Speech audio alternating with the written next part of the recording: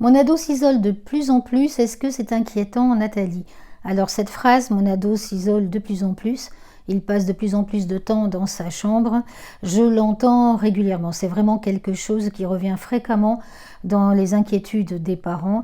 L'enfant rentre du collège ou du lycée et dès qu'il rentre, il s'enferme dans sa chambre, il passe son temps sur les écrans, téléphone portable, ordinateur et même pour le dîner, on a du mal à l'en faire descendre.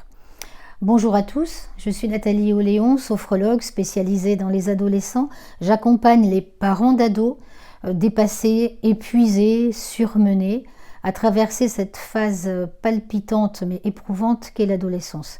Je vous transmets tout un tas d'outils et de conseils pour passer au mieux cette période et puis pour retrouver de la sérénité et de l'apaisement parce que c'est quelque chose parfois qui est effectivement très éprouvant.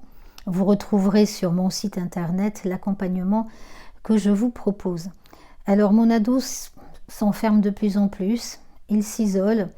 Restez bien avec moi jusqu'à la fin de cette vidéo parce que je vais vous raconter d'abord plusieurs histoires que j'ai pu voir avec les jeunes que j'accompagne et puis également je vais vous expliquer ce qui se passe dans ces cas-là.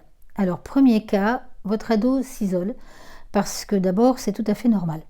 Ça fait partie de leur construction, ça fait partie de leur identité, ça leur permet de se poser, de réfléchir en toute intimité à l'égard du regard des parents qui est tellement énorme sur eux et de créer leurs propres goûts musicaux par exemple.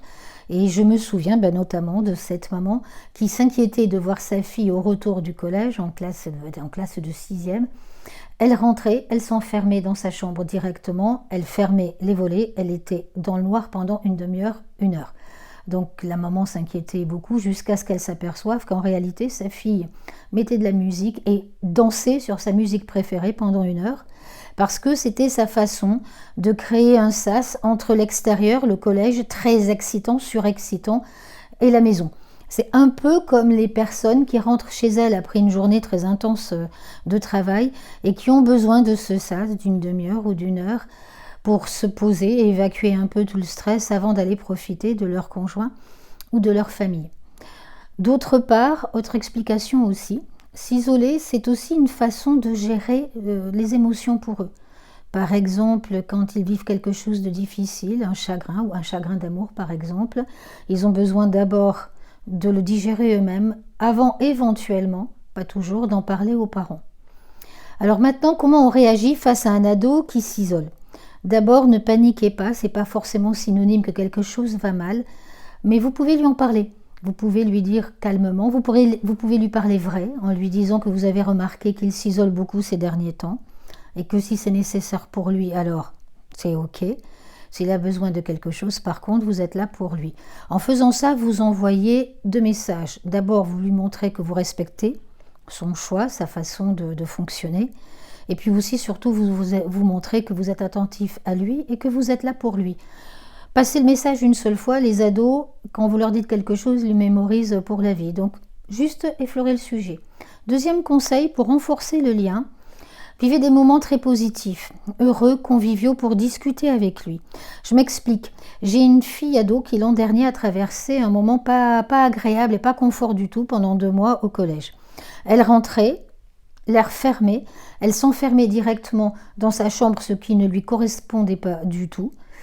Et ça a duré, on voyait bien qu'elle perdait sa joie de vivre. Il se trouve que nous avions un rituel le mercredi à midi, c'était le jour de la pizzeria.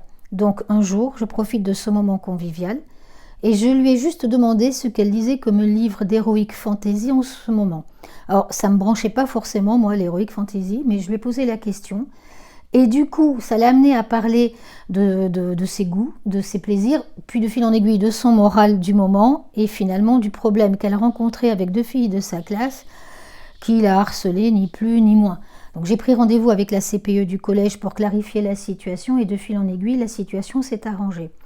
Donc je vous conseille de vous intéresser à ses loisirs, à ses goûts et intéressez-vous à son monde, que ce soit la K-pop, l'heroic fantasy ou le métal.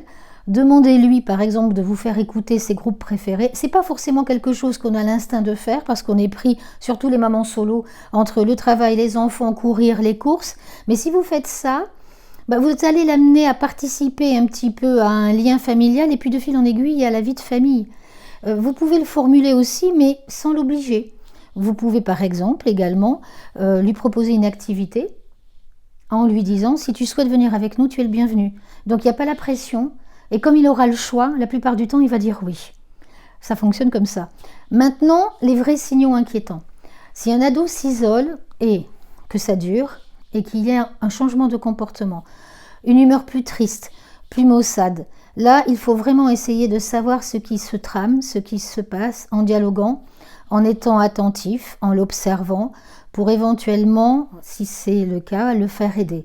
Peut-être qu'il vit une situation qui est difficile, peut-être que c'est un harcèlement au collège ou peut-être qu'il a une difficulté personnelle, la pression des résultats scolaires ou peut-être simplement des choses plus problématiques, peut-être qu'il a une amitié qui est assez toxique, peut-être qu'il a une addiction, peut-être qu'il a une conduite dangereuse pour lui-même ou pour les autres, peut-être qu'il regarde des contenus qui sont inappropriés pour lui.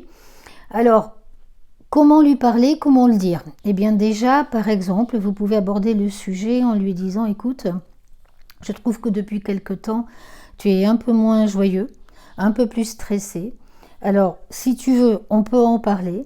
Ou si tu le souhaites, je peux faire en sorte également de t'amener voir quelqu'un à qui tu en parleras, si tu ne souhaites pas m'en parler. Mais en fait, voilà, vous lui proposez cette solution. Après, en dehors de ces situations-là, qui sont particulières, pour résumer, je dirais que s'isoler pour un ado est un phénomène tout à fait normal. Avec beaucoup d'ados, c'est tout à fait normal.